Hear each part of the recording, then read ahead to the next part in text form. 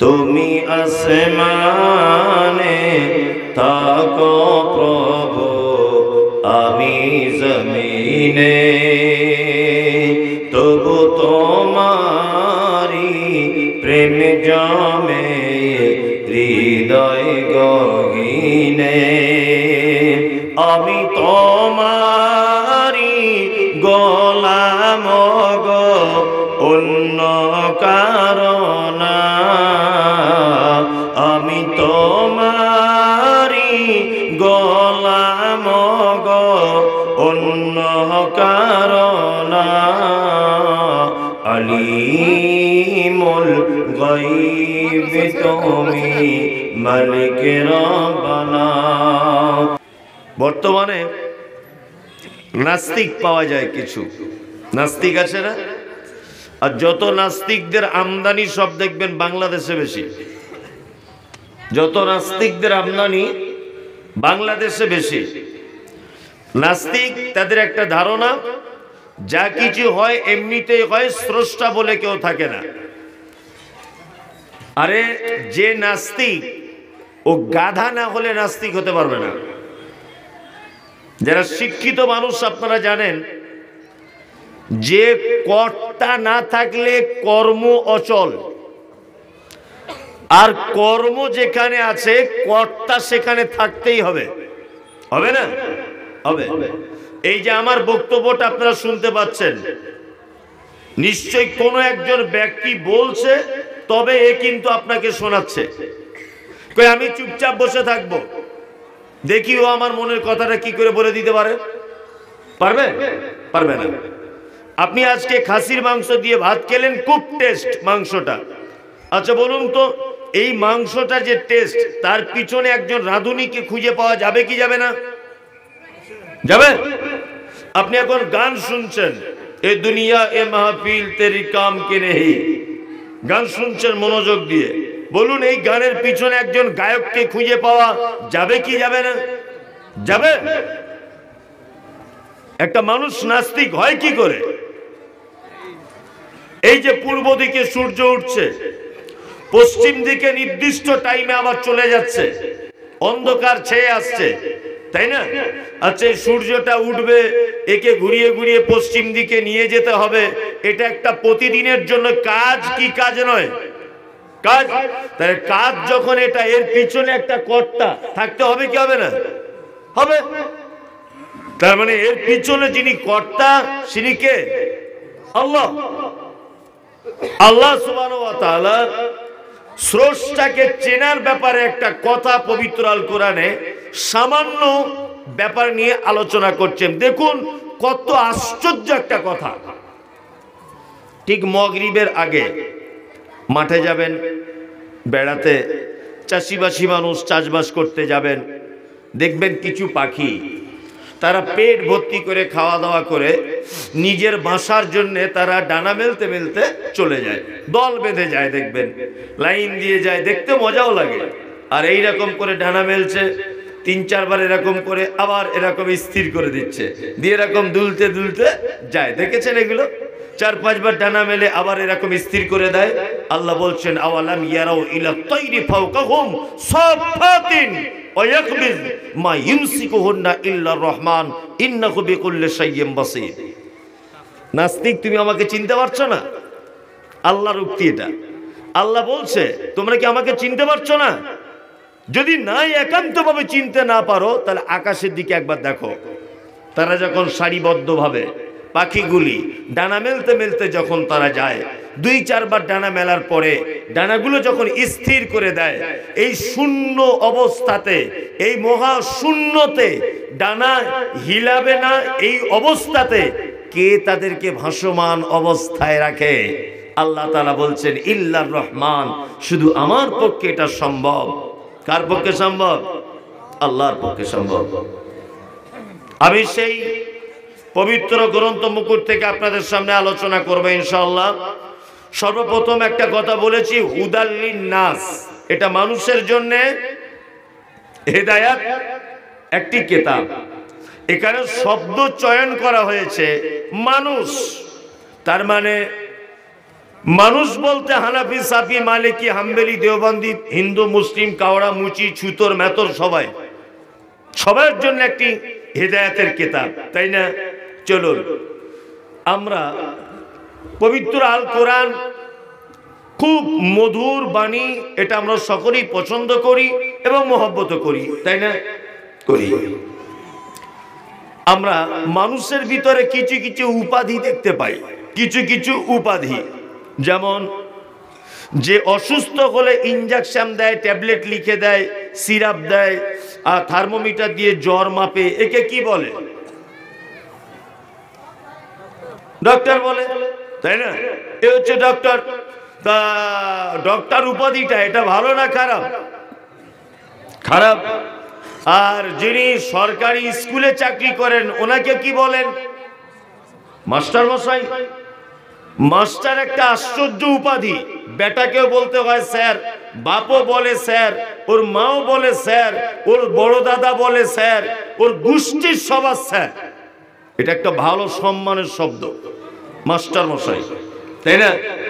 আচ্ছা, এটা এই উপাধিটা ভালো না খারাপ? ভালো। আর একটা উপাধি আছে, জলসা শুনতে এসে কারো সাইকেল চুরি করেছে, তার নাম কি? চোর। আচ্ছা, এটা ভালো না খারাপ? খারাপ। খারাপ। আর একটা উপাধি আছে, কিছু লোক ওই কারোর বাথরুম ঘর বা পায়খানার চেম্বার গুলো ভর্তি হয়ে গেলে বালতি নিয়ে পরিষ্কার করে, কি বলে? মেথর। এটা ভালো না খারাপ? এটা সাধারণত খারাপই, শুনতে খারাপই লাগে, লাগে না? আচ্ছা বলুন, এবার বলি, মেথর, চোর, মাস্টার, ডাক্তার, এরা কি আলাদা আলাদা প্রাণী না সবাই মানুষ? সবাই মানুষ। এক একজনের কর্মের কারণে তার উপাধি চেঞ্জ হয়েছে। মাস্টার হলে সবাই স্যার বলে ডাকে, চোর হলে পাবলিকের মার, কেওড়া তলার পার, তাই না? যেইখানে যাবে মার, ওটা তার মানে ভালো না। আল্লাহ সুবহানাহু ওয়া তাআলা মানুষের জন্যই কোরআন অবতীর্ণ করেছে, তবে আল্লাহ তাআলা এই মানুষের আবার বিভিন্ন নাম দিয়ে ডেকেছেন কোরআন মাজিদে, ডেকেছেন না? কোথাও বলেছেন মুমিনুন, মানুষ মোমেন বলেছে না? কোথাও বলেছেন মুশরিকুন, মুশরিক। কোথাও আবার বলেছেন কাফিরুন, কাফের। কোথাও কি বলেছে? মুত্তাকিন, মুত্তাকি। আবার কোথাও কি বলছেন? মুনাফিকুন। আবার কোথাও বলছেন ফাসিকুন। এসবগুলো আছে না? নেই? সব নাম দিয়ে আল্লাহ তাআলা এক এক করে মানুষকে ডেকেছেন। আচ্ছা বলুন, মুত্তাকি, মুনাফিক, মুমিন, ফাসিক, সাবি, যত শব্দ দিয়ে মানুষকে সম্বোধন করা হয়েছে, প্রত্যেক শব্দগুলোর পিছনে কারণ আছে না? নেই? আছে। আর প্রত্যেক শব্দগুলোর যে ব্যক্তিদেরকে বোঝানো হয়েছে, ওই ব্যক্তিরা সবাই কি ভালো না কিছু মন্দ আছে? মন্দ আছে, ভালো আছে। এবার আমি আপনাদেরকে আল্লাহর দেওয়া কিছু নাম, উপাধি, তার একটু ব্যাখ্যা বিশ্লেষণ করে দেই। এক, পবিত্র আল কোরআনে শব্দ এসেছে মুনাফিকুন, আছে মুনাফিক। চেনেন এদেরকে? চেনেন? বলছে চেনেন? আপনি চেনেন না, লোকে বলে তাই আপনিও বলেন, অরিজিনালি আপনি চেনেন না। মুনাফিক চিনে নেন। এদিকে নিফাক, আলেমরা যারা আছেন ভালো জানেন, নিফাক এটা একটা চৌমাথা, তিন মাথার মোড়। অনেক সময় চৌমাথার মোড় বলে, চারদিকে রাস্তা যায় বলে। এই চৌমাথা বা তিন মাথাকে আরবিতে কি বলে জানেন? নিফাক। নিফাক মানে একই জায়গা থেকে দুই তিন দিকে জায়গায় যাওয়া যায়। এটা একটা রাস্তা, একটা মানিকচক, একটা রতুয়া, ওই একটা হরিশ্চন্দ্রপুর, একটা ডাইরেক্ট মালদা। আরবিতে এই জায়গাটাকে বলা হয় নিফাক, মানে যে জায়গা থেকে তিন চার দিকে বেরিয়ে যাওয়া যায়, এই জায়গাটার নাম নিফাক। মুনাফিক, মুনাফিক ওই লোক যে একটাই জবান থেকে একই ব্যক্তির ব্যাপারে সময়ের পরিবর্তনে দু তিন রকমের কথা প্রয়োগ করে, এ হচ্ছে পাক্কা মুনাফিক। কি বললাম বুঝলেন? এটা আমি অনেক জায়গাতে বলি, তারপরেও আজকে বলে দিই। ফজরের নামাজ পড়েছে মসজিদে, নামাজ পড়ার পরে বলছে আসসালামু আলাইকুম, বলছে ওয়ালাইকুম আসসালাম। সত্যি ইমাম সাহেব আপনার মতো ভালো লোক হয় না। 30 বছর নামাজ পড়ছি তো, আপনার মতো ইমামদার লোক, আর আপনার গলার যা কণ্ঠ, আলহামদুলিল্লাহ অনেকদিন পরে যোগ্য ইমাম পেয়েছি আমরা গ্রামবাসী খুব ধন্য। ইমাম সাহেবকে বলে চলে গেল বাড়ি। আর ইমাম সাহেবের বউ 10টার সময় ফোন করে বলছে আগো বড় ছেলেটার এই পর্যন্ত 23 বার পায়খানা হয়েছে, পাতলা মনে হয় মরে যাবে, তাড়াতাড়ি বাড়ি এসো। ও ছুটি নিতে টাইম পায়নি, অন্যজনা সাইকেল নিয়ে তাড়াতাড়ি করে বাড়ি চলে গেছে। যে লোকটা এশার নামাজের পরে বা ফজরের নামাজের পরে ইমাম সাহেবের প্রশংসা করছিল, ওই লোকটা জোহরে এসে দেখছি ইমাম সাহেব নাই, কোনো কারণে বাড়ি চলে গেছে।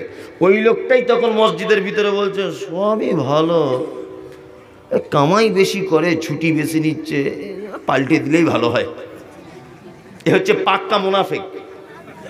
একে পাক্কা মুনাফিক, শুধু মুনাফিক না, এ পাক্কা মুনাফিক। একই ব্যক্তির জন্য, একটাই মানুষের জন্য, শুধুমাত্র সময়ের পরিবর্তনের ফলে দুই রকমের কথা, সামনে একরকম পিছনে আর এক রকমের কথা বলে। এরকম লোক আছে না নেই? আছে।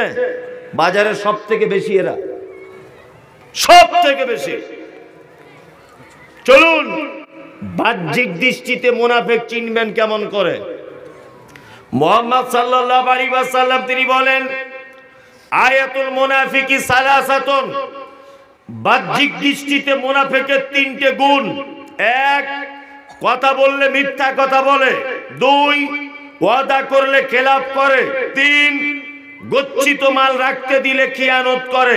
4, আরেকটা হাদিসের শব্দ বাড়ানো হয়েছে, ঝগড়াঝাটি হলে, অশান্তি হলে গালাগালি করে, অকথ্য ভাষাতে কথাবার্তা বলে। এটা হচ্ছে মুনাফিকের চিহ্ন বাহ্যিক দৃষ্টিতে। এইবার আপনাকে আবার বলি, একটা লোক মিথ্যা কথা বলে না, একটা লোক ওয়াদা খেলাপ করে না, একটা লোক আমানত ঠিকঠাক রাখে, কিন্তু লোকটা ঝগড়া হলে গালাগালি করে, এ কি মুনাফিক? 3টে গুণ নাই, একটা আছে, ও মুনাফিক।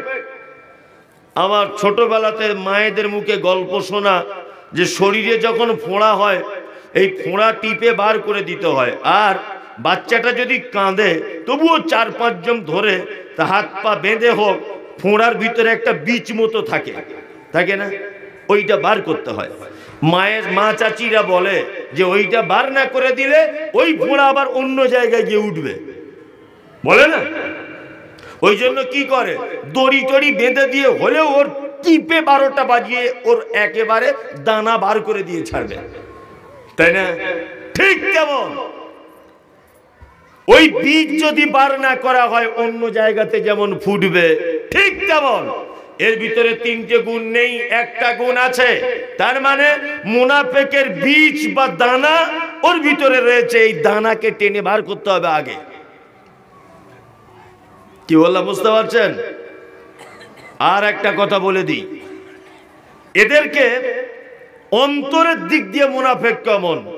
1, আল্লাহ বলছেন ওমিনান নাসি মাইয়াকুলু আমান্না বিল্লাহি ওয়া বিল ইয়াউমিল আখিরি ওয়া মা হুম বিমুমিনিন। এক শ্রেণীর মানুষ আপনার কাছে আসে, এসে কি বলে, এসে বলে আমরা আখিরাতকে বিশ্বাস করি, আপনাকেও বিশ্বাস করি নবী বলে, আল্লাহকেও বিশ্বাস করি একজন আল্লাহ বলে। আল্লাহ তারপরে বলছে ওয়া মা হুম বিমুমিনিন, তারা কেউ মুমিন নয়। তারা আপনার কাছে অভিনয় করছে মোমেনের। আপনার যত গোপন তত্ত্ব, সমস্ত তত্ত্ব আবু জেহেল আবু লাহাব তাদের কাছে গোপনে সব পাঁচ করে দিচ্ছে। এরা হচ্ছে পাক্কা মুনাফিক। এরকম লোক আছে না নেই? সামনে সালাম আলাইকুম, পিছনে বাঁশলিয়ে দাঁড়িয়ে আছে, আছে না এরকম লোক? আছে। সামনে মিষ্টি মিষ্টি কথা আর অন্তরে বিষ, মুখে খুব মধু, অন্তরে কি বিষ। ইসলামের যত সর্বনাশ করেছে সমস্ত সর্বনাশের মূলে এই মুনাফিকদের হাত আছে, আছে না নেই? আছে। দুটো একটা দৃষ্টান্ত পেশ করি। এক, ডাক্তার জাকির নায়েক, ভারতবর্ষের একটা রত্ন বলা যেতে পারে, বলা যেতে পারে না, রত্নই বটে। তাই না? এই মুহূর্তে সারা পৃথিবীর কোনো বিদ্যা নেই যে ওর সামনে দাঁড়াতে পারবে, এরকম কোনো বিদ্যা নেই।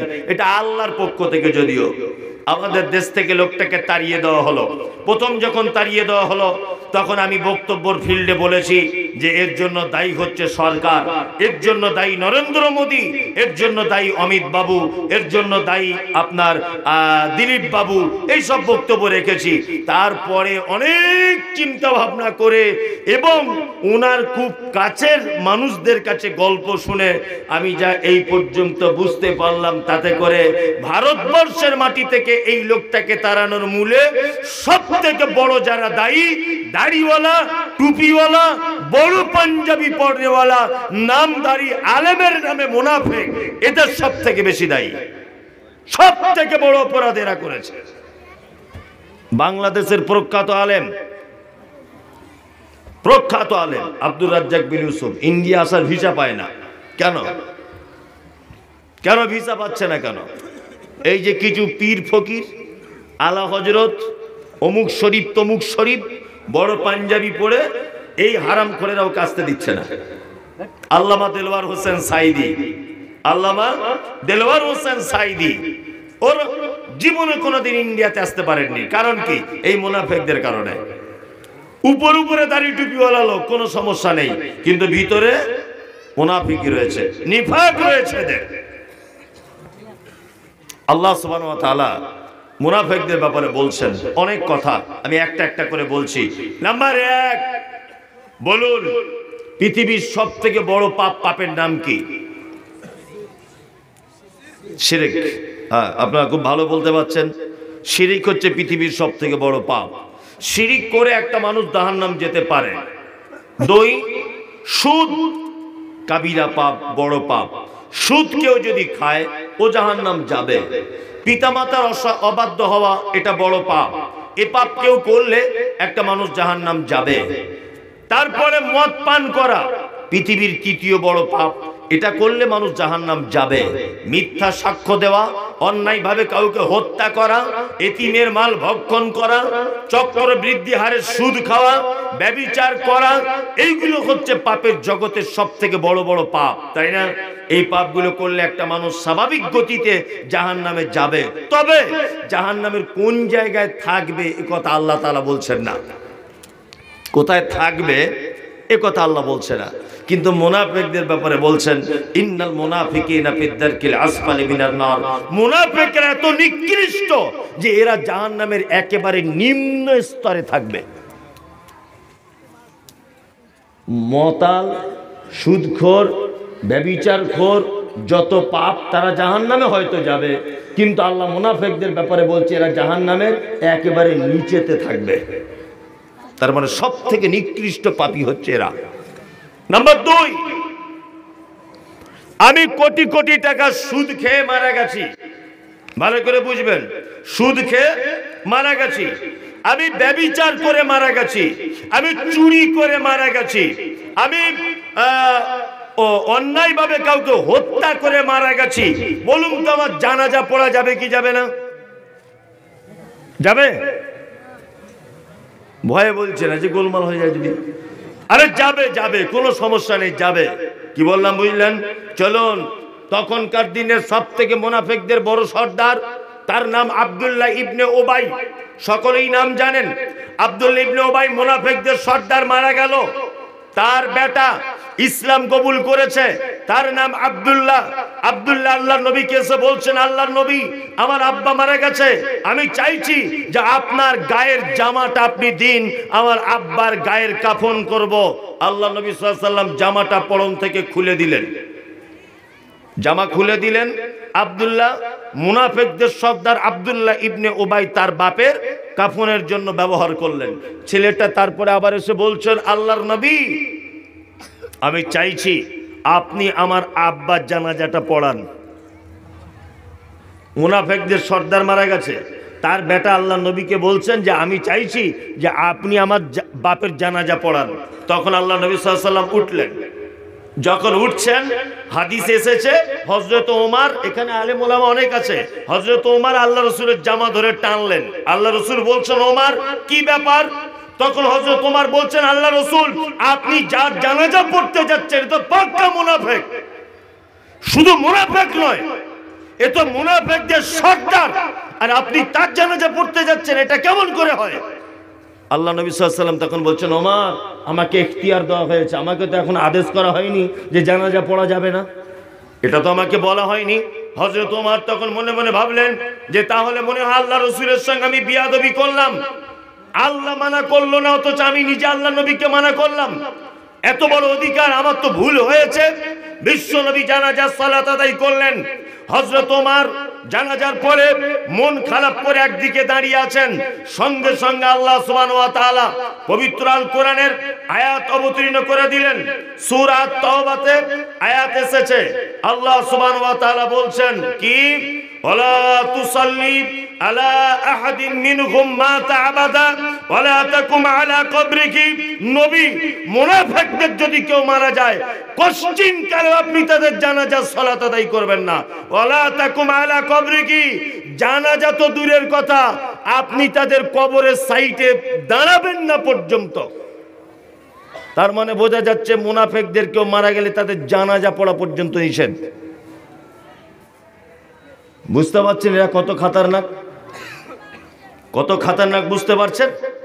মুনাফিকদের কেউ মারা গেলে তার জানাজা পর্যন্ত পড়া কি চলবে না, তার কবরের পাশে পর্যন্ত দাঁড়ানো যাবে না, এর এত নিকৃষ্ট পাপী। চলুন, আমি কোটি কোটি টাকা সুদ খেয়ে মারা গেছি, আপনি আমার জন্য দোয়া করতে পারেন কি পারেন না? যে আল্লাহ, মুমতাজুল ইসলাম ভাইকে তুমি একটু ক্ষমা করে দাও, এটা বলতে পাবেন কি পাবেন না? অবশ্যই পাবেন। কিন্তু মুনাফিকদের যদি কেউ মারা যায়, আল্লাহ নবীকে এই কথা বলছেন, ইস্তাগফির লাহুম, আপনি ক্ষমা প্রার্থনা করেন। আওলা তাস্তাগফির লাহুম, আর ক্ষমা প্রার্থনা নাই বা করেন, ইন তাস্তাগফির লাহুম 70 মাররাতান, যদি আপনি মুনাফিকদের জন্য একদিনে 70 বার যদি আপনি ক্ষমা প্রার্থনা করেন, একদিনে কতবার? 70 বার। আল্লাহ বলছেন, ফালা ইয়াগফির আল্লাহু লাহুম, আপনি নবী, সারা পৃথিবীর সবথেকে দামি লোক, আল্লাহ নবীর ব্যাপারে বলছেন আপনি মুনাফিকদের জন্য ক্ষমা প্রার্থনা করেন, আর নাই বা করেন, যদি করেন, ইন তাস্তাগফির লাহুম 70 মাররাতান, একদিনে যদি আপনি মুনাফিকদের জন্য 70 বার যদি ক্ষমা প্রার্থনা করেন, আল্লাহ বলছেন ফালা ইয়াগফির আল্লাহু লাহুম, তারপরেও কখনোই আমি মুনাফিকদেরকে ক্ষমা করব না। মানে মুনাফিকরা এত নিকৃষ্ট, নবী যদি তাদের জন্য দোয়া করে, আল্লাহ নবীকে বলছেন আপনি একবার দুইবার নয়, আপনি যদি দিনে 70 বার যদি মুনাফিকদের জন্য ক্ষমা প্রার্থনা করেন, তবু আপনার হাত ফেরত দেওয়া হবে, আপনার দোয়া কবুল করা হবে না। বুঝতে পারছেন এরা কত পাপ, কত বড় খারাপ লোক? বুঝতে পারা যাচ্ছে? কারণ কি ক্ষমা প্রার্থনা করা যাবে না কেন? আল্লাহ তাআলা বলছেন, যালিকা বিআন্নাহুম কাফারু, নিশ্চয়ই তারা অস্বীকার করেছে, বিল্লাহি, আল্লাহর সাথে, ওয়া রাসূলিহি, রাসূলের সাথে, আল্লাহু লা ইয়াহদিল কওমাল ফাসিকিন, আর আল্লাহ কখনোই ফাসিক কওমদের হেদায়েত দান করে না, কখনোই হেদায়েত দান করে না। মুনাফিকরা এত বড় নিকৃষ্ট যে তাদের জন্য দোয়া পর্যন্ত করা যাবে, তাদের জানাজা পড়া যাবে না। এরা পাপের জগতের সব থেকে নিকৃষ্ট পাপী। কি বললাম বুঝলেন? এইবার আপনাকে দেখিয়ে দিই মুনাফিক দেখতে পাওয়া যায় কোথায় বর্তমানে, কোথায় গেলে মুনাফিক খুঁজে পাবেন। এক, সিনেমা হলে যান, সবাই দেখবেন ঠ্যাংয়ের উপরে ঠ্যাং তুলে দিয়ে সিনেমা দেখছে। 20 कोस दूर से अगर कोई बच्ची रोते, माँ कहती है कि बच्ची सो जा, गब्बर सिंह आ जाएगा। সোলে বই দেখছে সবাই বসে বসে, শালি বসে আছে বাম দিকে, শালিকে নিয়ে ব্যস্ত, শালি দুলা ভাইকে নিয়ে ব্যস্ত, ওখানে মুনাফিক নেই। আপনি বাজার করতে যান, সবাই আলু পেঁয়াজের দাম দর করতে ব্যস্ত, ওখানে মুনাফিক নেই। আপনি মেলায় যান, সবাই নাগরদোল্লা চাপতে, বাদাম জিলাপি খেতে ব্যস্ত, ওখানে মুনাফিক খুঁজে পাবেন না। এখন মুনাফিক কয়েকটা জায়গায় দেখতে পাওয়া যাচ্ছে। তার ভিতরে আমি দুটো একটা জায়গা বলি, বললে মানুষ আর রাগ করবে হয়তো যে আপনি এত ছোট মুখে বড় কথা বললেন। এখন বেশিরভাগ মুনাফিক টাটকা যদি দেখতে চান তাহলে মসজিদের ভিতরে দেখা যাবে। যদি বুঝছেন এটা কেমন কথা? আচ্ছা, এবার আপনাদেরকে একটা যুক্তি দিয়ে কথা বলি, ভালো করে বুঝুন। আচ্ছা, ফরজ সালাত বাড়ি পড়া উত্তম না মসজিদে পড়া উত্তম? মসজিদে। চটপট করে উত্তর দেবেন এবারে। 2, ফরজের পরে পরে ইমাম সাহেব আসসালামু আলাইকুম ওয়া রাহমাতুল্লাহ, আসসালামু আলাইকুম ওয়া রাহমাতুল্লাহ, আস্তাগফিরুল্লাহ আস্তাগফিরুল্লাহ, আল্লাহুম্মা আনতাস সালাম ওয়া মিনকাস সালাম, তাবারাকতা ইয়া যাল জালালি ওয়াল ইকরাম। এই সমস্ত যত জিকির আছে, রব্বি আইন্নি আলা যিকরিকা ওয়া শুকরিকা ওয়া হুসনি ইবাদাতিকা, যত রকমের জিকির আছে সব জিকির করার পরে বাকি সুন্নত নামাজটা কোথায় পড়া উত্তম? দেখেছেন? ওই জন্য আমি বলি পৃথিবীর সব থেকে বড় বৈজ্ঞানিক মোহাম্মদ সাল্লাল্লাহু আলাইহি ওয়াসাল্লাম, তাই না? পৃথিবীর সব থেকে জ্ঞানী মানুষকে মোহাম্মদ সাল্লাল্লাহু আলাইহি ওয়াসাল্লাম। কেন তিনি বাড়িতে সুন্নত পড়তে বললেন কেন? মানে আল্লাহ রসুলও জানতেন যে সুন্নত যদি মসজিদে পড়তে বলা হয় তাহলে ওরা সুন্নত পড়া যেমন তেমন আলোচনার পরনিন্দা গীবত করতে শুরু করে দিবে। ওই জন্য ফরজ শেষ, চটপট তুমি কেটে পড়ো, 1 মিনিট আর তুমি বসতে পাবে না। জিকির করা শেষ, তুমি বাড়ি চলে যাও।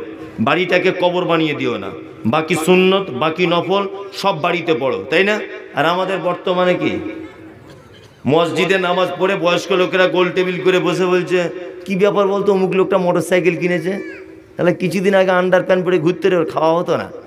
আর একজন চাচা তখন এরকম করছে, বলছে জানিস না? বলছি না, জানি না তো। বলছি কলকাতায় কাজে গিয়েছিল, সালা টাকা ঝেড়ে নিয়ে চলে এসছে। শুনলাম ও ঝেড়েছে তোমার বাপ দেখতে গিয়েছিল, তুমি আন্দাজে বলতে গেলে কেন? হ্যাঁ, অমুকের বউ কাঁধে ব্যাগ নিয়ে মালদায় যাচ্ছে, স্বামী নেই ওর, তা মালদায় ওর আধার কার্ডের নাম ভুল হয়ে গেছে, ওই জন্য গিয়েছিল বা ব্যাংকে গিয়েছিল, কোনো একটা কাজে পরপর 2-3 দিন যাচ্ছে। তো মসজিদের ভিতরেই বলছে কি ব্যাপার বলতো, অমুক মরে যাবার পরে ওর বউ ঘন ঘন বাইরে যাচ্ছে। আর একজন তখন বলছে ছি ছি ছি, আস্তাগফিরুল্লাহ, গোপন কথা ওসব না বলাই ভালো। আমি শুনলাম নাকি কট লাইন করেছে কোথাও।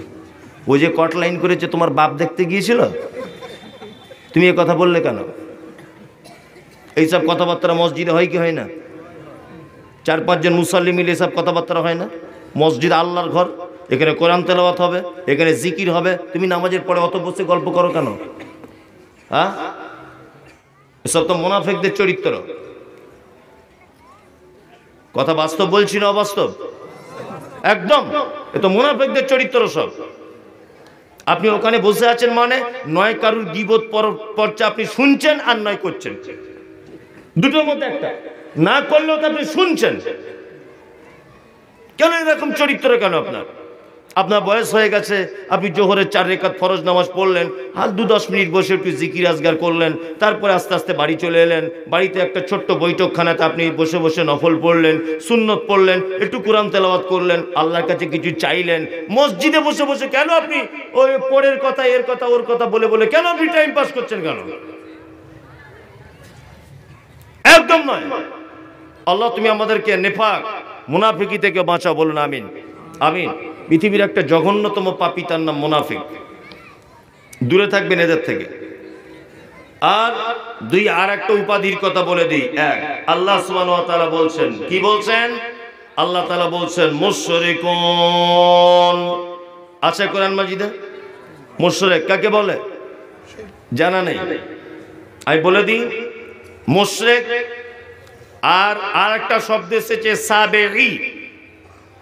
আমাদের বর্তমানে ভারতবর্ষে মুসলিম বাদে যত ধর্মের মানুষ বসবাস করে, কোন ধর্মের মানুষ মুশরিক নয়, তারা হচ্ছে সাবেঈ। এই ব্যাপারটা ভালো করে বুঝবেন। সাবেঈ হচ্ছে তারা যারা আল্লাহকে এক বলে মানে, তারপরেও বিভিন্ন দেবদেবীকে বিভিন্ন রকমের আলাদা ক্ষমতা আছে এইটা মনে করে, এরা হচ্ছে সাবেঈ। যেমন একটা হিন্দু বয়স্ক লোককে যদি বলেন যে কাকু খুব ঠান্ডা পড়ছে, ও দেখবেন এটাই বলবে উপরওয়ালা দিলে আর কারু কিছু করার আছে। তার মানে ও জানে উপরে একজন আছে, আছে না? অতিবৃষ্টি হচ্ছে, একটা হিন্দু লোক কি বলবে? যে উপরওয়ালা বৃষ্টি দিচ্ছে দিচ্ছে, তো মারাত্মক দোয়া দিচ্ছে, বলবে না? বলবে। তার মানে ও জানে উপরে একজন আল্লাহ আছে, তাই না? এবার আপনাকে আমি আর একটা কথা বলি, তারপরেও কাকু যখন তার বেটাকে স্কুলে ভর্তি করছে তখন তার বেটাকে বলছে আগামীকাল সরস্বতী পুজো, সরস্বতী হচ্ছে বিদ্যার দেবী। তার মানে কাকা এটা বুঝেছে যে বিদ্যার ডিপার্টমেন্টটা সরস্বতীর হাতে আছে, তাই না? যারা লোহা লক্করের ব্যবসা করে তারা কি পূজা করে? বিশ্বকর্মা পূজা করে। তার মানে তাদের একটা ধারণা যে লোহা লক্করের ডিপার্টমেন্টটা বিশ্বকর্মার হাতে আছে, তাই না? এরা কি সাবেঈ মুশরিক কারা? এই দেখুন মুশরিক আপনাকে দেখায়। আল্লাহ তাআলা বলছেন নবীজিকে, আপনি তাদেরকে জিজ্ঞাসা করুন রাত এবং দিনের বিবর্তনের মালিককে। আবু জেহেলকে জিজ্ঞাসা করা হচ্ছে, বলুন রাত দিনের বিবর্তনের মালিককে? বলছে আল্লাহ। তার মানে আবু জেহেলও জানতো রাত দিন পরিবর্তন করার মালিককে আল্লাহ। সুস্থতা অসুস্থতার মালিককে আল্লাহ। খেতে দেওয়ার মালিক আল্লাহ, না খাওয়ানোর মালিক আল্লাহ। এটা আবু জেহেলও জানতো। কিন্তু আবু জেহেল মুহাম্মদ সাল্লাল্লাহু আলাইহি ওয়াসাল্লামকে বলতো, ভাতিজা সবকিছুর মালিক আল্লাহ, এটা আমি বিশ্বাস করি বা জানি, তবে তোমার আল্লাহকে ডাইরেক্ট পাওয়া যাবে না। 360টা দেব দেবীর মাধ্যমে তোমার আল্লাহকে পাওয়া যাবে, একা একা ডাইরেক্ট পাওয়া যাবে না। এ হয়ে গেল মুশরিক। তার মানে মুশরিক অন্য কোন দলে নেই, অন্য কোন ধর্মে পাওয়া যায় না। মুশরিক যদি দেখতে চান তাহলে নামধারী মুসলিমদের ঘরে সব মুশরিকদের জন্ম। এক শ্রেণীর মুসলিমরা আছে না, আছে কি আছে না? তারা বলছে যে আল্লাহকে ডাইরেক্ট পাওয়া যায় না, হুজুর ধরে তবে পেতে হয়। তোমার হুজুরের পাছার চামড়া তুলে দেবো। বিয়াদব কোথাকারে বলছে হুজুর ধরে আল্লাহকে পেতে হয়, ডাইরেক্ট পাওয়া যায় না। তার মানে তোমার সঙ্গে ওদের কোনো মিল, মানে কোনো জায়গায় অমিল নেই। অমিল আছে না? হিন্দু ভাইদের সঙ্গে তোমার কোথাও অমিল আছে? নাই। ও তার বাপ মারা গেলে শ্রাদ্ধ করে, তুমি তোমার বাপ মারা গেলে চল্লিশা করো, তাই না? ও মাটির তৈরি করা দেব দেবীর সামনে মাথা নত করে, তুমি মরা মানুষকে কবরে ঢুকিয়ে দিয়ে মাথা নত করো। সে তার ঠাকুর থানে মানত করে আর তুমি তোমার মাজারে মানত করো, তাই না? সে কি বলে, বাঁচাও সাধু বাবা, আর তুমি কি বলো, বাঁচাও লালন বাবা, বাঁচাও অমুক বাবা। অমুক বাবা থাকলে আমরা পার হয়ে যাব। আরে তোমার বাবাই তো কিয়ামতের দিন নৌকা চালাবে, তো নিজেই কি করবে তার ঠিক নাই। আচ্ছা, এবার আপনাকে একটা জিনিস আমি বোঝাই, বাচ্চা ছেলের মতো বোঝাচ্ছি আপনাকে, বুঝুন। এই যে লোকটা বসে আছে ধরে নেন। আচ্ছা বলুন, আপনি পৃথিবীতে আল্লাহ ছাড়া আপনাকে সব থেকে বেশি ভালো কে বাসে? বউ। বুঝে বউ। আল্লাহ, ঠিক ঠিক। সব হাসতে যারা এসব কিছু বোঝে না, এরা আপনি ঠিক লাইনে আছেন। বউ ছাড়া আছে কে? কি ঠিক বউ। হ্যাঁ ঠিক আছে, ঘুমটা তো ভেঙে গেল অন্তত পক্ষে। মারাত্মক। বসুন বসুন বসুন। হাসিয়েন না, হাসিয়েন না। তো এক হিসাবে খারাপ বলেনি, বর্তমান বাজারে যেটা চলছে সেটাই বলেছে, তাই না? বর্তমান বাজার হিসেবে ঠিকই বলেছে। যাই হোক, তবে একটা কথা বলে দিই, স্ত্রী অবশ্যই আপনাকে ভালোবাসে, কিন্তু পৃথিবীর যত মানুষ হিসেবে আপনাকে যতজন ভালোবাসে, মায়ের ভালোবাসার সঙ্গে কারোর তুলনা হবে না, অসম্ভব। মা এর বিকল্প কোনো শব্দ নেই পৃথিবীতে আজ পর্যন্ত। মা, মানুষ যখন আরাম পায়, কোনো কাজে তৃপ্তি পায়, শান্তি পায়, তখন কি বলে না? আপনি রোদ দূর থেকে এসে এক গ্লাস পানি পান করলেন, ঠান্ডা পানি, কি বলেন? কি ঠান্ডা, বললো না? তা মা শব্দের ভিতরে দেখুন একটা শব্দ আছে, মা আছে না? মানে একটা তৃপ্তিকর শব্দ। আল্লাহু আকবার। মা পৃথিবীর সব থেকে বেশি ভালোবাসে, তারপরে আব্বা। তারপরে হয়তো হতে পারে স্ত্রী, তাই না? জি, আল্লাহ তাআলার ভাষা শুনুন, ইয়াউমা ইয়াফিরুল মারউ মিন আখি ওয়া উম্মিহি ওয়া আবি ওয়া সাহিবাতিহি ওয়া বানি। কিয়ামতের দিন আমাকে যদি আল্লাহ সুবহানাহু ওয়া তাআলা ধরে টানতে টানতে যদি জাহান্নামের দিকে নিয়ে যায়, আল্লাহ তুমি জাহান্নাম থেকে বাঁচাও, আমিন, বোঝানোর জন্য বলছি। আমাকে ধরে ফেরেশতারা জাহান্নামে নিয়ে যাচ্ছে টানতে টানতে। আমার মা যদি এখানে দাঁড়িয়ে থাকে, ফ্যাল ফ্যাল করে দেখবে, আমার মায়ের ক্ষমতা হবে না যে ফেরেশতাদের হাত থেকে আমাকে বাঁচাবার ক্ষমতা হবে, হবে না। আল্লাহ বলছে মা বেটার উপকার করবে না, ভাই ভাইয়ের উপকার করবে না, বাপ বেটার উপকার করবে না, স্ত্রী স্বামীর কোনো উপকার করবে না। তার নাম কিয়ামতের মাঠ। কিয়ামতের মাঠে কেউ কারু কোনো উপকার করতে পারবে না। এই গ্রামে বাড়ি তার, সে বলছে আমি আজমির শরীফের ভক্ত, আমি অমুক বাবার ভক্ত। এই তোমার পেটে ধরা 10 মাস মা তোমার কোনো উপকার করবে না কিয়ামতের মাঠে, আল্লাহ বলছে। তা তোমার পীর ফকির তোমার কোনো উপকার করতে পারে? তো স্বাভাবিক যুক্তি, এটা স্বাভাবিক কথা।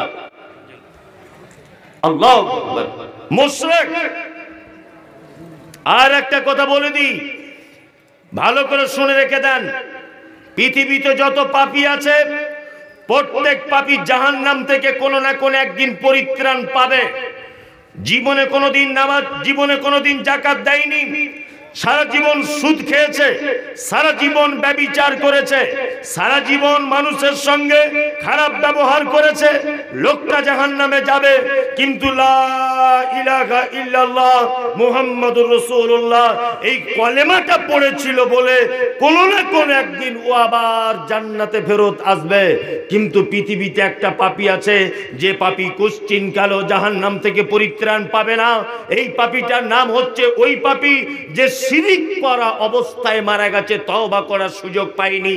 এ কখনোই জাহান্নাম থেকে পরিত্রাণ পাবে না।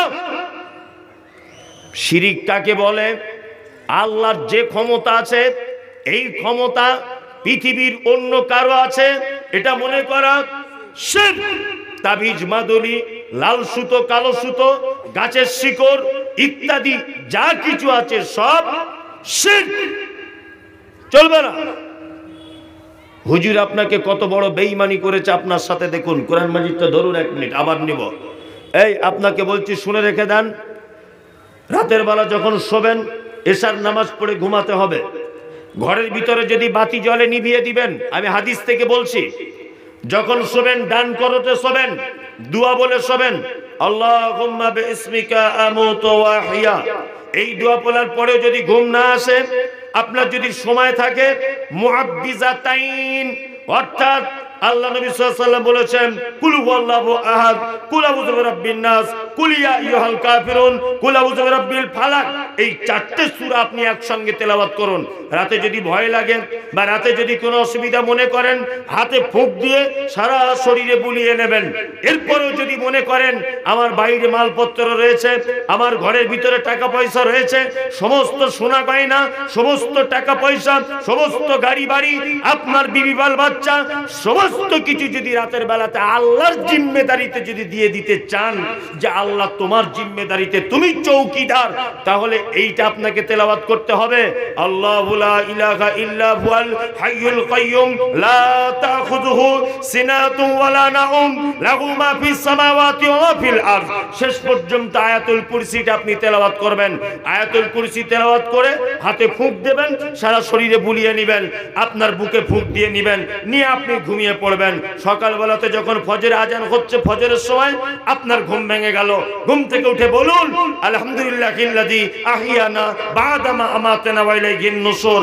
কোনো কিছু খাওয়ার আগে, কোনো কিছুতে হাত দেওয়ার আগে, কোনো পাত্রে কিছু খাওয়া দাওয়া বা কোনো কাজ করার আগে আল্লাহ নবীর হাদিস যে তোমার হাতটা তুমি কবজি পর্যন্ত ধুয়ে নাও। কারণ তুমি জানো না রাতের বেলা তোমার হাত কোথায় ঢুকে গেছে, তুমি জানো না রাতের বেলা তোমার হাত কোথায় গিয়ে প্রবেশ করেছে, এটা তোমার জানা নেই।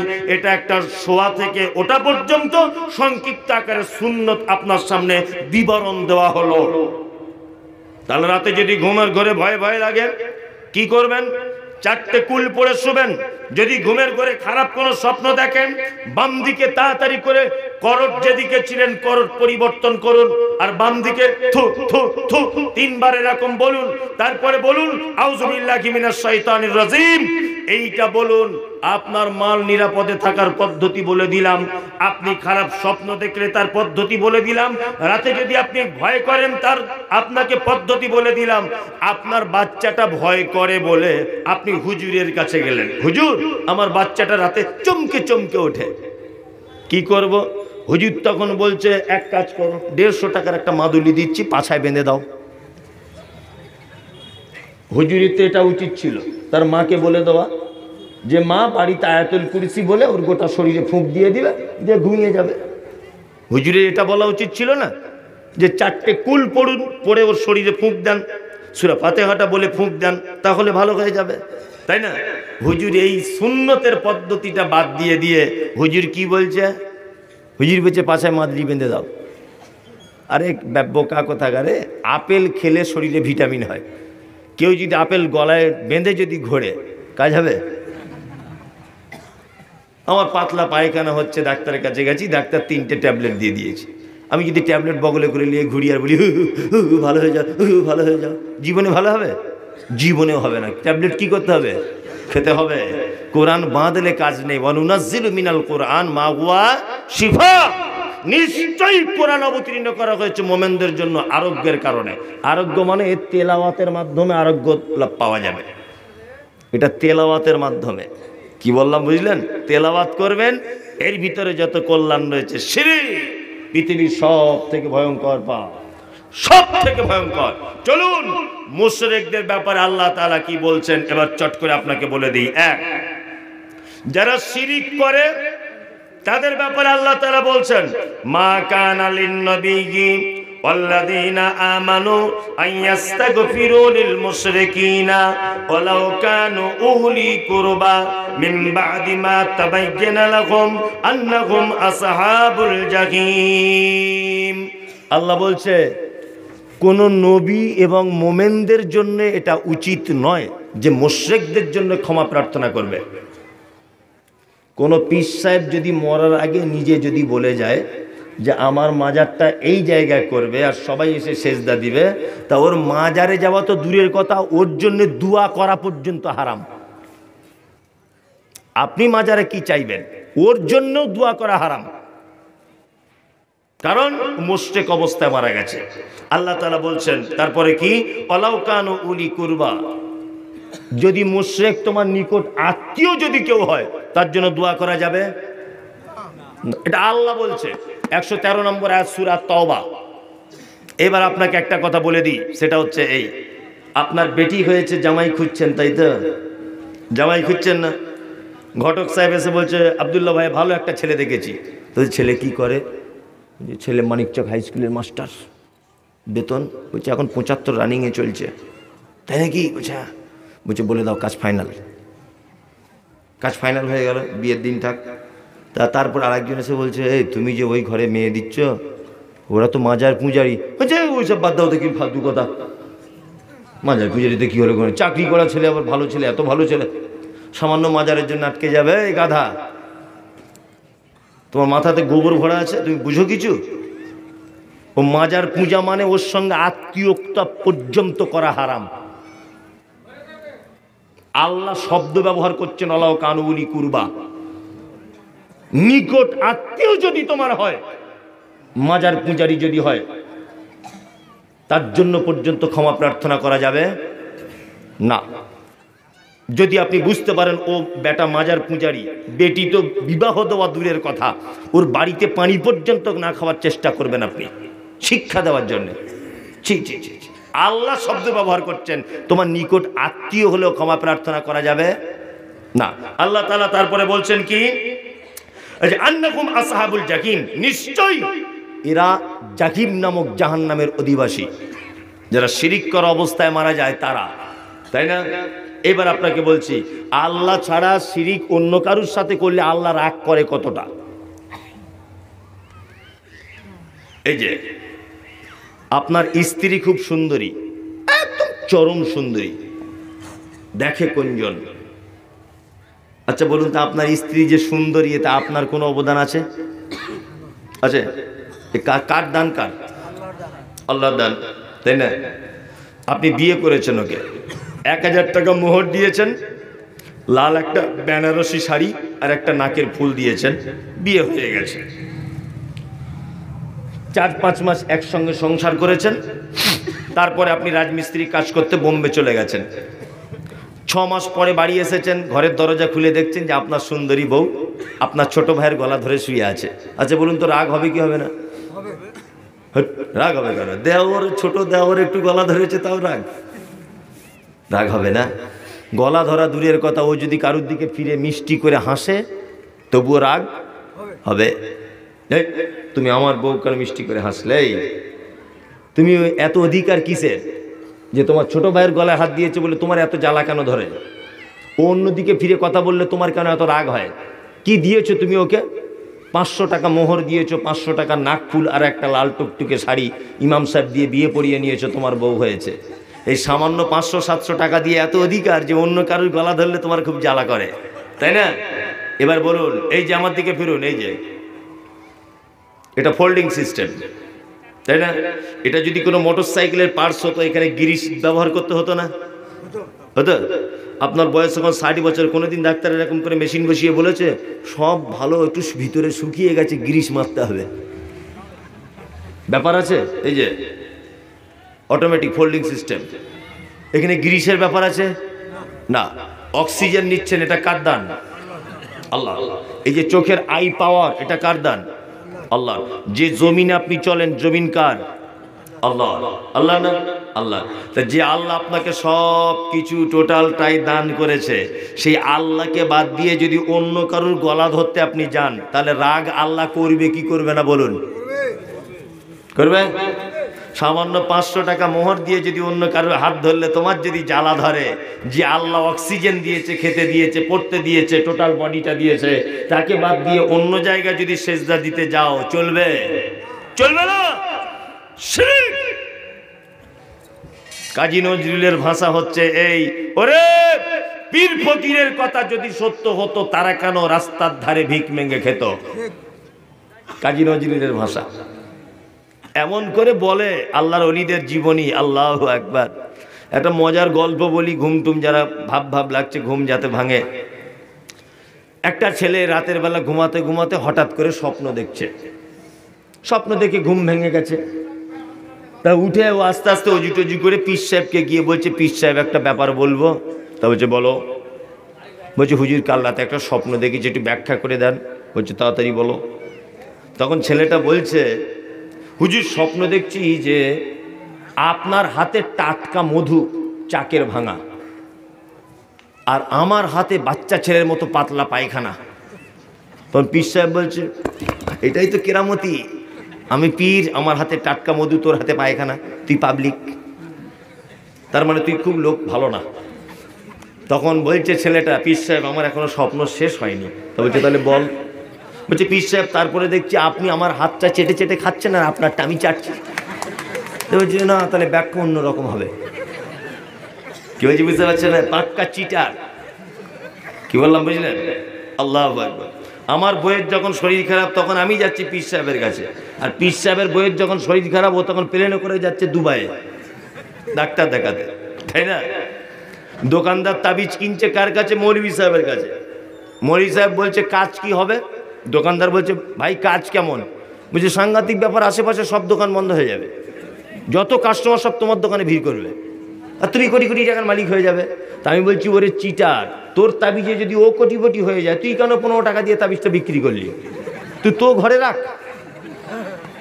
যুক্তি তো এটা, তুই তোর ঘরে রাখ তাবিজটা, বিক্রি কেন করলি? আশ্চর্য ব্যাপার। মানে এই রকমের যত আছে সব চিটিংবাজ। আর মাদ্রাসায় পড়া ছেলেরা হচ্ছে সব থেকে খাতারনাক। মানে সব খারাপ মাল এক জায়গায় হয়তো বুঝতে পারছেন এরা কি চিজ। বাড়ির ভালো ছেলে আলামিন মিশনে পড়ে, সব থেকে খারাপ ছেলে কোথায় পড়ে? মাদ্রাসায়। এর ভিতরে ভুলে ভালে কেউ একজন আল্লাহর ওলি হয়ে বসে থাকে, ওটা আলাদা ব্যাপার, কিন্তু ভালো চিজ এখানে কেউ দেয় না। তা এলেম বাজার মাদ্রাসায় তখন পড়ি, একদম বাস্তব কথা এটা বলছি। এলেম বাজার মাদ্রাসায় তেলিম ভাই মাদ্রাসা তখন এই ট্রেনে করে বাড়ি আসতাম, শিয়ালদায় নেমেছি, দেখছি একটা লোক খাঁচার ভিতরে টিয়া পাখি নিয়ে বসে আছে। তাই বলছি কী ব্যাপার চাচা, ঘটনা কি? তো বলছে না না ওই এটা হাত দেখে বলে দেওয়া হয়, টিয়া পাখিতে হাত দেখে। আমি তখন বলছি মজার ব্যাপার, তখন তো এত শিরিক বেদাত এটা ওটা বুঝতাম না হাদিস কোরআন, তখন একদম আরও কাঁচা বয়স, দাড়ি ফাড়ি ওঠেনি। আচ্ছা এই মানে প্যান্ট পরতাম আর শার্ট জামা পরতাম, মাদ্রাসা থেকে বার হলি পাঞ্জাবি চেঞ্জ, মানে তখন একটা ব্যাপারই আলাদা আর কি, বুঝে নেন এখন। আর তখন এসে সুইচওয়ালা ফোন ছিল, আর আমি তো বেশিরভাগ স্কুলে পড়া ছেলে, তা স্কুলে তখন পড়তাম। তা এই লোকটার কাছে বললাম যে আমার হাতটা একটু দেখুন তো, মানে আমি তখন নতুন নতুন আর কি বুঝাই না ইশারাতে, তা হাতটা একটু দেখে বলুন তো কোথায় এখন আছে। তা বলছে এটা কঠিন ব্যাপার। যে কী ব্যাপার? বলছে এই যে দাগটা মেকে গেছে না, তার মানে হালকা তাবিজ মারলেই জানলা ভেঙে তোমার বাড়ি চলে আসবে। মনে মনে বলছি তাহলে এইটাই তো আমি চাই, ও কখন আসবে। তাবিজ দিয়ে দেন, 10 টাকা নিল, একটা তাবিজ দিয়ে দিল, হাত দেখে বলে দিল। তা আমি তাবিজ নিয়ে মনে মনে ভাবছি আমার বাড়ি চলে আসবে বলছে, তার মানে তো আর কোনো ব্যাপার না, পড়াশোনা লাগবে না, বউ হয়ে যাবো আমার, মনে মনে ভাবছি আর কি, যা হয়। এখন এক সপ্তাহ তবু ফোনে রিং টিং হতো, এখন আর টোটালি রিং টিং কিছু হয় না তাবিজের পর, ফোন সুইচ অফ। তা আবার যখন মাদ্রাসা আসছি মন খুব খারাপ, গিয়ে বলছি চাচা বলছি কী হলো? তো গন্ডগোল হয়ে গেল, আগে তবু ফোনে রিং টিং হচ্ছিল, হয়তো চাপে ধরছিল না, এখন তো সুইচ অফ হয়ে গেছে। তা বলছে দাঁড়াও দাঁড়াও, বসে বসে বসে দেখি, দেখে টেকে বলছে শালা গোলমাল হয়ে গেছে। বলছি কী গোলমাল?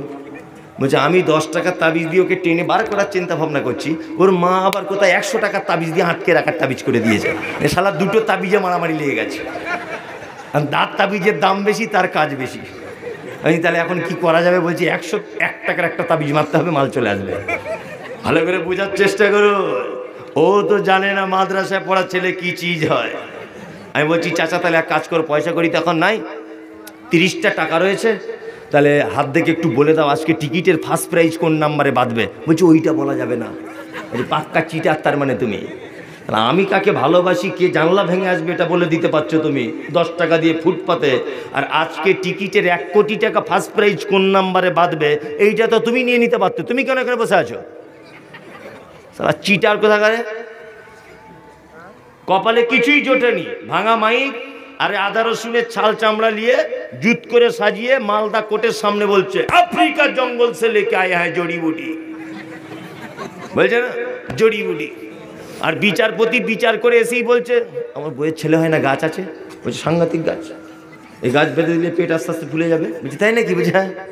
ও হচ্ছে গাধা, ও গাধা জানে না যে ও একজন বিচারপতি, ওর এটা জ্ঞান নেই যে MBBS ডাক্তার ওর বৌমার ছেলে করতে পারলো না, ও 1000 চেষ্টা করে পারলো না, আর ওর কপালে কিছু জোটেনি বলে ভাঙা মাইক নিয়ে চিটিংবাজি ব্যবসা জুড়েছে কলা গাছের শিকড় দিয়ে, বলছে ওর বইয়ের ছেলে হবে। পৃথিবীর ভয়ঙ্কর পাপ। আজকে আহলে হাদিস গ্রামে বলতে লজ্জা লাগে, 4টা আংটি পড়েছে। আরে ভাই এই আংটির পাথরটা কিসের? বলছে ঘন ঘন পেচ্ছাপ হয়। আরে এইটাই বলছে চমকে চমকে উঠি। আর এটাই কি? বলছে বউ কথা শোনে না। এইটা কি? বলছে গোপন ব্যাপার, রাতের অন্ধকারে সব বলা যাবে না। ভালো করে বুঝে না, 4টা আংটি পরে বসে আছে মুসলমানের বেটা, থাকে কি থাকে না? হযরত ওমর পৃথিবীর দ্বিতীয় খলিফা, আমিরুল মুমিনিন হযরত ওমর ফারুক রাদিয়াল্লাহু তাআলা আনহু। পৃথিবীতে একটা পাথর আছে জান্নাত থেকে এসেছে, যে পাথর তার নাম হাজরে আসওয়াদ। নাম জানেন? আলহামদুলিল্লাহ 3 মাস আগে আমি গিয়ে চুম্বন করে এসেছি হাজরে আসওয়াদে। হাজরে আসওয়াদ সম্পর্কে সহিহ মুসলিমে হাদিস রয়েছে, আল্লাহ নবী সাল্লাল্লাহু আলাইহি ওয়াসাল্লাম বলছেন ওটা যখন জান্নাত থেকে পাঠানো হয় দুধের থেকেও বেশি সাদা ছিল, কিন্তু আদম সন্তান পাপের বোঝা নিয়ে মক্কাতে চুম্বন করতে করতে আলকাতরার মতো কালো করে দিয়েছে। হযরত ওমর পাথরের দিকে আঙুল বাড়িয়ে দিয়ে বলছে, পাথর আমি কোশ্চিন কালেও তোমাকে চুম্বন করতাম না, তুমি জড় পদার্থ, মানুষের উপকারও করতে পারো না, ক্ষতিও করতে পারো না, শুধু তোমাকে চুম্বন করব এই কারণে আল্লাহর নবী করেছিলেন তাই। জান্নাতের পাথরে কোনো উপকার করে না, আর অষ্টধাতু পাথরে উপকার করে। খ্যাপা কলকাতায় কেজি দরে বিক্রি হয়, বড় বাজারের পাথর। কি বললাম বুঝলেন? কলকাতায় কেজি দরে বিক্রি হয়, পাথর কিনে নিয়ে চলে আসবেন। চলুন, মুশরিক বলে দিলাম, শিরিক ধারণা দিয়ে দিলাম, মুনাফিকদের পরিচয় করিয়ে দিলাম। এবারে দুটো খারাপ বলে দিলাম, মুশরিক আর মুনাফিক দুটোই খারাপ না? এবার একটা ভালো বলে দিই, মোমেন, মোমেনদের ব্যাপারটা বলি। আপনারা কেউ চলে যান না, চলে গেলে আমার সুবিধা হবে, যদিও আমিও চলে যেতে পারবো, কিন্তু আপনারা বসে আছেন তো আলহামদুলিল্লাহ, বসুন, আমি আর কিছুক্ষণ পরেই ছেড়ে দেবো ইনশাল্লাহ। এক, মোমেন, এটার পরিচয় কি, এটা হতে গেলে কি কি গুণ লাগবে? আল্লাহ বলেন, ইন্নামাল মুমিনুনা আল্লাযীনা ইযা যুকিরাল্লাহু ওয়াজিলাত কুলুবুহুম ওয়া ইযা তুলিয়াত আলাইহিম আয়াতুহু যাদাতুহুম ঈমানা ওয়া আলা রাব্বিহিম ইয়াতাওয়াক্কালুন। মুনাফিকদের বর্ণনা দিলাম, মুশরিকদের বর্ণনা দিলাম, এবার আল্লাহ বলছে আমি আল্লাহ মোমেনের পরিচয় দিচ্ছি, বান্দা তুমি শুনে নাও। মোমেনের পরিচয় কি? আল্লাহ বলেন, ইন্নামাল মুমিনুনা আল্লাযীনা ইযা যুকিরাল্লাহু ওয়াজিলাত কুলুবুহুম। মোমেন হলো তারা যাদের সামনে যারা পাপ করবে, অন্যায় করবে, যারা পাপের সঙ্গে লিপ্ত থাকবে, কিন্তু তাদের পাপের কথা স্মরণ হয়ে গেলে আল্লাহর ভয়ে থরথর করে কাঁপবে। এটা হচ্ছে মোমেনের এক নম্বরের গুণ। মোমেনের গুণ কি? পাপ করবে, অন্যায় করবে, তার ভিতরে কিছু খারাপি থাকবে, কিন্তু সেই খারাপিটা করার পরে আল্লাহর স্মরণ চলে এলে ভয়ে থরথর করে কাঁপবে। দুই নম্বরের গুণ আল্লাহ বলেন, আয়াতুহু যাদাতুহুম ঈমানা। আর মোমেনের দ্বিতীয় নম্বরের গুণ, তারা হলো মোমেন যাদের সামনে আমার কোরআনের আয়াতকে তেলাওয়াত করা হয় আর তার কি হয়? ঈমান বেড়ে যায়। কোরআনের আয়াত শুনলে ঈমান কি হয়? বেড়ে যায়। আল্লাহু আকবার। এখানে হাজী সাহেব কেউ আছেন? কে? আলহামদুলিল্লাহ, হাজী সাহেব। মক্কায় যদি যান, অন্তত পক্ষে ফরজ হজের টাকা না থাকলেও একবার উমরাটাও করে আসুন, তৃপ্তি পেয়ে যাবেন। আল্লাহু আকবার। কাবার ইমাম আব্দুর রহমান আস-সুদাইস হাফেজাহুল্লাহ, তিনি মাগরিবের আর ইশার সালাত আদায় করাতেন, অনেক সময় ফজরের আদায় করাতেন, ঠিক আছে, তবে ইশার নামাজটি প্রতিদিনই আদায় করতেন আর আদায় করাতেন, তেলাওয়াত করতেন, কোরআন তেলাওয়াত। আল্লাহু আকবার। ওনার যদি তেলাওয়াত আপনি শোনেন, তা মনে হবে একটা একটা তেলাওয়াতের একটা একটা আয়াতে 1 লাখ টাকা করে শোধ। এত সুন্দর, তাই না হাজী স্যার? এত সুন্দর। কোরআনে যখন জাহান্নামের আয়াতের কথা আসে, তখন আব্দুর রহমান আস-সুদাইস 10 সেকেন্ড 20 সেকেন্ড বাচ্চা ছেলের মতো how how how how how করে কাঁদে। আমি গিয়েছিলাম, আর আমার সঙ্গে উত্তর দিনাজপুরের একজন চাচা গিয়েছিল। 46 জন মানুষকে নিয়ে 3 মাস আগে উমরা থেকে ঘুরে এলাম। আর ওই যে চাচাটা আমার সঙ্গে গিয়েছিল, অশিক্ষিত লোক, লেখাপড়া জানে না, আরবি জানে না, বাংলা জানে না, কিছুই জানে না, চাষিবাসী মানুষ। আমি যতবার তওয়াফ করতাম, ওই লোকটা আমার জামার কলার ধরে থাকতো। আমি বলতাম, চাচা তুমি কেন আমার জামা ধরে থাকো? বলছে, মমতাজুল সাহেব, আমি বয়স্ক লোক, চোখে কম দেখি, আমি মনে হয় হারিয়ে যাব, এই কারণে আপনার জামার কলার ধরে থাকি, আপনাকে ভয়ে ছাড়তে পারি না। আজান হচ্ছে কাবাতে, হাইয়া আলাস সালাত। সমস্ত নামাজিরা কাবার চারিদিকে দাঁড়িয়ে গেল, আমিও দাঁড়িয়ে গেলাম। আমার ডান দিকে চাচা দাঁড়ালো, আর আব্দুর রহমান আস-সুদাইস তিনি সুললিত কণ্ঠে তেলাওয়াত করছেন। এত কান্না কাঁদছে, এত কান্না কাঁদছে, আমিও কাঁদতে শুরু করে দিলাম। আমি আলেম মানুষ, কোরআনের একটু বুঝতে পেরেছি আল্লাহ জাহান্নামের কথা বলছে, কিন্তু আমার ডান দিকে উত্তর দিনাজপুরের চাচাটা দেখছি বাচ্চা ছেলের মতো ডুকরিয়ে ডুকরিয়ে কাঁদছে। নামাজ শেষ হয়ে গেল, চাচাকে বললাম, চাচা সত্যি করে বলো দেখি, তুমি কেন কাঁদলে? তুমি তো কোরআন জানো না। আমি না হয় আলেম মানুষ বলে কেঁদেছি, আব্দুর রহমান আস-সুদাইস তিনি না হয় আলেম বলে কেঁদেছেন, কিন্তু চাচা তুমি যে কোরআন জানো না, তুমি কেন কাঁদলে বলো? চাচা তখন বলছে, মমতাজুল সাহেব, আমার এই 70 থেকে 75 বছর বয়স, তুমি আমার বেটার বয়সী, কোরআন শুনলে যে ঈমান বেড়ে যায়, আমার জীবনে কোনোদিন ঈমান বাড়েনি। আমার মসজিদে আজকে 50 বছর নামাজ পড়ছি, আমার চোখ দিয়ে কোনোদিন পানি আসেনি। কিন্তু মুমতাজুল বেটারে, আজকে যেন আমার 1 লাখ টাকা শোধ হয়ে গেল। এত সুন্দর তেলাওয়াত জীবনে কোনোদিন শুনিনি। আমার মনে পড়ে গেল আল্লাহ বলেছে, আয়াতুহু যাদাতুহুম ঈমানা ওয়া আলা রাব্বিহিম ইয়াতাওয়াক্কালুন। আল্লাহ বলে মোমেন তারা যাদের সামনে কোরআন তেলাওয়াত করা হবে আর কোরআনের আয়াতগুলি একটা একটা করে বললে তাদের অন্তরে যেন ঈমান বেড়ে যাবে।